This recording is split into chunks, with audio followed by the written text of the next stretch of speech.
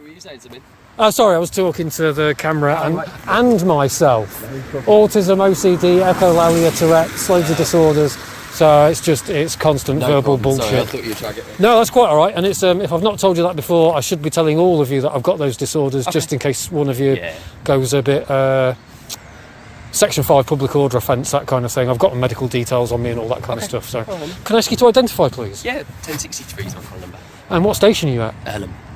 Oh, where, sorry? Earlham. No. Earlham, so I'm not from round here, so. Are you not? Where are you from? Oh, that's not going to happen. 2.5 hours away. 2.5 hours away. Yorkshire? You sound like you got a Yorkshire No, accent. but I have got a Yorkshire tinge, but I've not come from Yorkshire today. That's very well spotted. I haven't lived in Yorkshire for about 30 years. I've got family in Thirsk, if you're anywhere near there. Thirsk? North Yorkshire. No, South Yorkshire, it's Doncaster. Doncaster. But I've not been there for 30 years or so.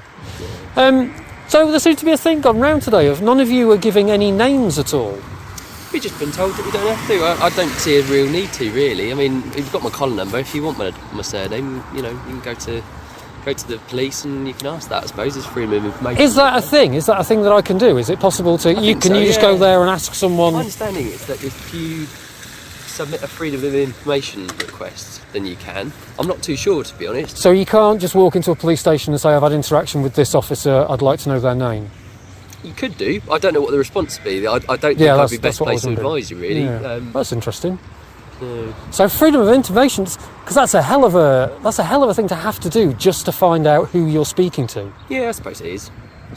Well, considering everything that's going on in the media, not in the media, with everything that's going on with the internal investigations and with Carrick and all that kind of stuff, and that big gap between the police and the public, you would have thought the starting point would be to be on some sort of name terms and not be just a number. I understand that, but you understand that I'm a member of the public as well, and not at work, the other way. Sorry, yeah, I am. Yeah. No, you're a policeman when you're at work. A police officer is a member of the public, aren't they? Yeah, but in the same way that a train driver at work is a train driver, not a random member of the public. They're still a member of the public, aren't they? No, they're a train driver at work. They're not a random member of the public at that moment. Is a member of the public that has the powers given to them by UK law to be able to... That makes you not a general member of the public. I'm still a member of the public, aren't I? Not when you're at work. No, you're a policeman with powers that can do things. Okay. We're not on equal footing here. But I don't need to give you my surname, do I?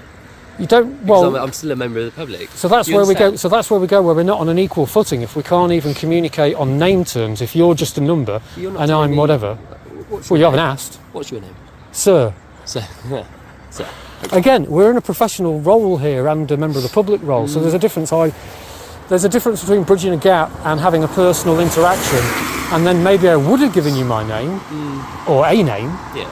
If I'd have had any name of yours. But there seems to be an adherence to this thing of we don't need to identify, even though after Carrick we were all told that we're supposed to expect 3 forms of ID from police all up and down the country to make sure we're speaking to, real people. And obviously you've got your uniform and stuff, but still, that to go from we should be able to request 3 forms of ID because of Carrick to then you'll have to make a freedom of information request to get someone's name seems like a massive climb down from bridging a gap between the public who are being abused regularly by naughty, nasty officers. Yeah, okay. So how do we bridge that gap? I don't know. Honest answer, don't know. Oh dear. I think Norfolk Police might need to start, just being... Names. I think names is a good thing. I don't know why. Are you happy being a number? Do you know? Does it not make you think? Shit, that kind of implies scary things from years ago. No, not really, because it's my job. And I mean, do you work at all? Yeah. So do you have like an employee reference number, like a payroll number or anything like that? But I don't identify myself as it if someone asks me who I am. No, but in your role, you don't have to tell people your name, do you? No, but in my role as a if I wanted to have a pleasant chat and bridge a gap between a member of a customer, so to speak, and whatever, if they said who am I speaking to, then it'd be a name straight away, because that's what members of the public do when we meet each other. We introduce ourselves. Yeah. So. Okay. It's like a weird thing trying to fit both ways with being a member of the public and then just identifying as a number. That's not what any member of the public ever does. we're having a conversation. I've asked you your name, and you don't want to tell me your name. And that's absolutely fine. So why can't? Because we're in a completely imbalanced situation where you have powers, and that's completely different. It's like when you go into a shop and they're wearing a name tag. You don't have to then give them your name, but if they ask, I would. I just don't know how we're going to bridge this gap between the public and the police if the police are then starting to absolutely refuse to freedom of information requests. Come on, man. That's bonkers. What do we do if there's a naughty man in your midst? You have to put a freedom of information request in to out the person. I suppose you would. Is that not making things so much more difficult to out the rot? What you do is you'd make your complaint, but you'd reference the collar number, and then that person would be dealt with, wouldn't they? Carrick, 20 years. You got away with it for 20 years. Yeah. So no, that doesn't work. But how does knowing... There's thousands and thousands and thousands, because you can name and shame, you can put people out there, you can let people know, if you see this officer, he's an abuser. Yeah. Do you know what I mean? Yeah. That wouldn't be... Carrick maybe would have been stopped way sooner if identifying was going on way more. We'll probably agree to disagree, to be honest. So how are we going to get people like Carrick out the force then? If you're disagreeing with my idea of identifying people and making there be a proper trail where we don't have to do freedom of information requests. I've already identified myself to you. I've given you... And then you've told me that, as far as you know, I would have to do a freedom of information request to get your name. Why would you want my name? In case something were to go wrong, and like how everyone wears names in shops, how we all carry ID and... You don't need to know my name. What happens if I want to go and make a complaint about you? Like tomorrow? I have to then put in a freedom of information request. You've got my phone number, haven't you? This is not going to work, mate. You guys really need to think about what you're being told to do. Okay. Do you know the best way to get rid of the people like Dave Carrick? Just go to turn my camera. Just let you know, Cousin. Thank you. Thank you. Clear out the police force and start again. I don't know how they're going to do any of that with the Met. I don't know how they're going to manage to do anything in the Met. I don't know how they can get anything to move and out anybody at all without just, like say, starting again. Start from the top and walk down. Just get rid of them all. It seems like the training is quite fucked. If they're being told not to identify, just collar numbers. Yeah, exactly. It's clearly, since 2 weeks ago, since last time I was here, that has gone round clearly, because people were identifying fine last week. And it's not always that, excuse my phrasing, it's not always that these people are following policies, but now all of a sudden that it suits them and they don't want to give names, they'll adhere to that policy to the fucking letter. The reason is the corruption. They don't want exposed. Their names exposed. Right? Anybody can put a police uniform on, you can go and get one at a fancy dress shop. It's ridiculous, isn't it? Doesn't mean you're a copper. They've got 3 forms of ID. Absolutely insane. 3 forms of ID. Caller number, name and station. Are you listening to this? Yeah. And have you got any thoughts apart from the fact that... forms of ID. Man, it's the robotic response of we don't need to give. It's just insane. We don't. Sorry, but we don't. It's not a matter of we don't. It's a matter of making an effort of bridging the gap between the public and the police, and not just smiling your way through and having a laugh through a conversation about Carrick and rape and murder and stuff like that. What's your name? Again, so if your boss... I'm not the one at work here, mate. You are. If your boss asks you your name, you don't have to tell him. If my boss? I don't have to, but to be bollocks. honest, if I'm employed by them, he's probably going to know my name, isn't he? Sorry? We employ you. Hey, you don't employ me. Well, who pays your wages? Who pays more wages? Yeah. All for the constabulary days. Right, and who pays for the I constabulary? pay tax as well. I don't employ You them. pay tax on tax. Yeah. Right. So we employ you. Okay, right. You don't directly employ me, so I don't need to give you Why money. don't? Sorry? You are public servants, though, and you're representing the Crown as well. Yeah, which means you work for us. So we employ you. Sorry, I missed that. Pop the camera on just so you guys... Thank you for letting me know. So we Cheers. employ you. Appreciated. You don't employ me. We work for you, but you don't employ us. We work. That is amazing we pay wording. Constabulary. Police and And who Crime pays not for the Commissioner. constabulary? The Police and government. Crime Who pays the Commissioner. government? Us. Okay. See, there's a problem with that line of... So that's a line of attack, but that line of defence has a problem because it shows that there is that complete disconnect between who you think you are serving.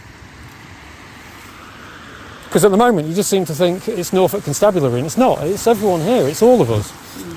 So that's why a name just is a huge deal. And yeah. Well, if you'd like to complain about me, At the moment, no, because what I want to complain about is just the whole constabulary, is that you're all being told not to identify and just give numbers, which is just it's just shit. It's dystopia. It's bollocks.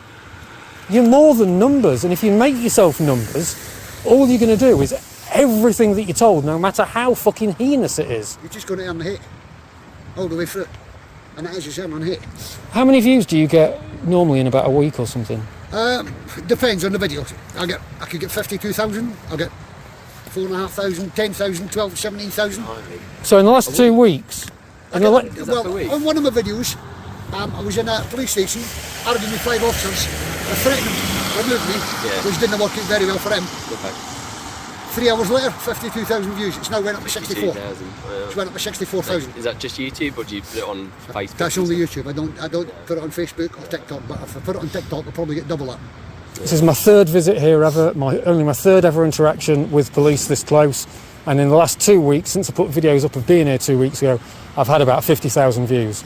So one of the problems with the conversation we're having is that thousands, tens, hundreds of thousands of people are going to see this up and down the country, and they're just going to be disappointed. Actually, that 52,000 views, I would double that because YouTube fuck up the kid fit. Right? Also, people share it. So it goes on there. Right, So more views, because I share it. I share the videos. Everybody else has shared them, so you're looking at more. And YouTube mess about with the numbers. Yeah. Forgive my ignorance of YouTube. Did you get paid like subscribers? Not paid at all. I don't get any money for this. Oh right, okay. Doing I it do this purely because because I I've like doing I'm doing it purely because I've watched previous videos of policing down here and seen violence, complete unnecessary violence against the protesters, and seen the way Gemma Barnes has been persecuted by Norfolk Constabulary, and it's made me fucking sick. And coming down here, sadly, it started to get slightly better. Than last week it went downhill, and this week it's gotten worse now that you're all just fucking numbers. That's not good. It's not good, man. You need to think about what you're doing. False arrests, assaults. Oh, it was a false arrest, false arrest 2 weeks ago. 2 weeks ago. And the sergeant actually said on video that it was an illegal arrest. Okay. So, And now we're having hundreds and hundreds of thousands of people watching this. So, Is it being live streamed, or is it? right now, no. But it is something I probably need to look into doing. And that's certainly not to brag about views or anything. I didn't have any views until 2 weeks ago. I had no views at all until 2 weeks ago, and I put police interactions up, and suddenly they go through the roof. I thought the constabulary, any constabulary's policy was review the evidence, then make the arrest. Is that right? It's a suspicion. Investigate and make the arrest, not arrest, and then turn and say, oh, sorry, wrong guy. So you have to have a suspicion that that's happened. So you arrest on suspicion of. You don't arrest. 12 people with video cameras Yeah. is not suspicion. Okay. That's proof. I wasn't there. That's I proof. haven't been down here policing this in probably about 2 years, maybe. Yeah. You would want to see proof if you arrested someone, though, if you were going to make an arrest, or would you just arrest someone if you were just told to do You need to it? see something that raises suspicion. For example, if somebody broke a window, and suspect's been described as, wearing this clothes, and you see somebody matching that description, they've run away. You haven't seen them break the window, but you suspect that that's going to be them. What if it was on video? If them breaking the windows on video, so if they're running away, you're not going to be able to go back and get that camera footage, are you?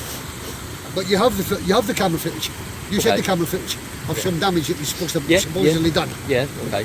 But you Then can't. a month later, Yeah. you arrest the guy, right? Yeah. Then come to him and say, oh, mistaken identity. So we have necessities to arrest people. Case, Police and Criminal Evidence Act Code G, okay, Which I've got a copy of. Yeah, okay. So if somebody's unlikely to attend voluntarily for interview, in that example I gave, somebody's running away, so they're unlikely to attend voluntary. Okay, let's put it this way. Yeah. The damage was done, supposedly, right? One of your officers went in to see what the damage that was. Yep. Come away from the scene, right? Nothing was said, right? Why didn't if they had proof the damage was there, why didn't they arrest the guy on the spot? So Sorry, say that again. So there's if I broke a camera window footage, yeah? and you went and and I was there, and you went and seen the complainant Yeah. said the window was broken, right? Yeah. And he pointed me out, Yeah. you would come and arrest me. If you are nearby, yeah, I'd suggest so. Right. Or it depends, doesn't it? Because if you've gone home and this happened 2-3 weeks ago, and it's been 6 months ago, fine. 6 weeks. 6 weeks ago, okay. We could just interview you about it, couldn't we? And we wouldn't need to come and arrest you. Depending on, as I say, I don't know you, sir. We may need to impose bail conditions and things like that, so to prevent further harm. That's a necessity. But in would the you case look at the code footage?